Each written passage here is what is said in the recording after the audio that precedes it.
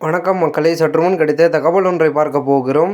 கீழடி ஆராய்ச்சிக்குரிய அங்கீகாரம் பிரதமரிடம் கமலஹாசன் கோரிக்கை. திடீர் தகவல். இந்த ஒரு தகவலை பற்றி தான் நாம் பார்க்க போகிறோம்.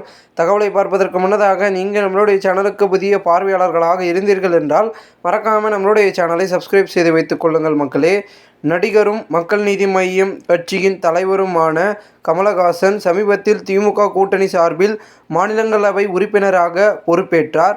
இந்த நிலையில் நேற்று மரியாதை நிமித்தமாக பிரதமர் மோடியை சந்தித்து தமிழகத்தின் பல பிரச்சனைகளை கோரிக்கையாக முன்வைத்துள்ளார். இது குறித்து அவர் வெளியிட்டுள்ள பதிவில், இந்திய பிரதமர் மோடியை மரியாதை நிமித்தமாக நேற்று சந்தித்தோன்.